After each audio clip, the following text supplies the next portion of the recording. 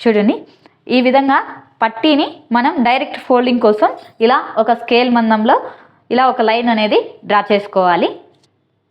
ఇప్పుడు వచ్చేసి మనం తీసుకున్న ఈ లైన్ ఉంది కదా, ఫస్ట్ లైన్ అంటే పై నుంచి వచ్చేసి ఫస్ట్ లైన్ అనమాట. ఈ ఫస్ట్ లైన్ వచ్చేసి మనకు మెయిన్ లైన్. ఇక్కడి నుంచి వచ్చేసి మనము ఫస్ట్ బ్లౌజ్ లెంత్ అనేది మెజర్మెంట్ చేసుకోవాలి. మనకు వచ్చేసి బ్లౌజ్ లెంత్ వచ్చేసి 12.5 ఇంచెస్ ఇచ్చారు కదా, ఈ 12.5 ఇంచెస్ని ఇలా ఈ లైన్ మీదకి చూడండి, ఈ లైన్ మీదకి ఇలా ఎగ్జాక్ట్గా మార్కింగ్ అనేది చేసుకోవాలి. ఓకే, అలాగే ఇంకొంచెం డిస్టెన్స్లో ఈ 12.5 ఇంచెస్ని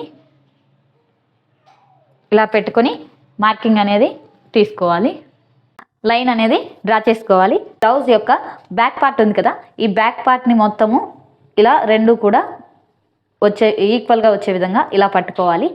ఇలా పట్టుకొని మనం చూడండి ఈక్వల్గా పెట్టుకోవాలి. ఈ లైన్ మీద ఈ ఎండింగ్ ఎక్కడైతే ఉందో అక్కడ ఒక మార్కింగ్ అనేది తీసుకోవాలి. ఎక్స్ట్రా క్లాత్ కావాలి కాబట్టి ఈ టక్స్లకి అది వచ్చేసి ఇటు సైడు ఒక 2 ఇంచెస్ దాకా ఇలా మార్కింగ్ తీసుకోవాలి. ఈ లైన్ మీద మనం డ్రా చేసుకున్న ఈ లైన్ మీద ఈ సైడ్ పార్ట్ ఉంది కదా, దీన్ని ఇలా పెట్టుకొని ఎగ్జాక్ట్గా మనకు ఎక్కడైతే ఈ కుట్టు అనేది వచ్చిందో ఆ కుట్టుకి ఇలా మార్కింగ్ చేసుకోవాలి. లైన్ మీద చెస్ట్ లూజ్ అనేది తీసుకోవాలి. మనకు చెస్ట్ లూజ్ వచ్చేసి 17 ఇంచెస్ ఉంది కదా, ఇలా 8.5 ఇంచెస్ వస్తుంది. ఈ 8.5 ఇంచెస్ని ఈ లైన్ మీద చూడండి ఇక్కడి నుంచి ఇక్కడికి ఇలా మార్కింగ్ అనేది తీసుకోవాలి. మార్క్ చేస్తాం కదా, ఈ లైన్ మీద ఈ 5 ఇంచెస్ని ఇలా మార్కింగ్ అనేది తీసుకోవాలి.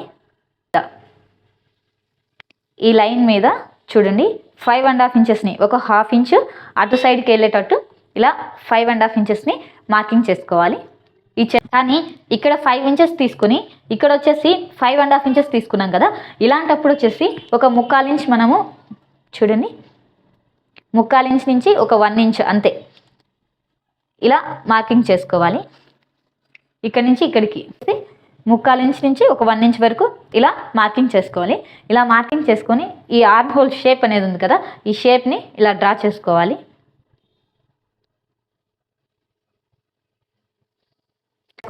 ఇది వచ్చేసి చూడండి ఇలా షోల్డర్ని పట్టుకొని మనకు ఇక్కడ ఈ ఆర్మ్ హోల్ లైన్ అనేది ఉంది కదా, ఈ లైన్ దగ్గర నుంచి ఇలా పెట్టుకోవాలి.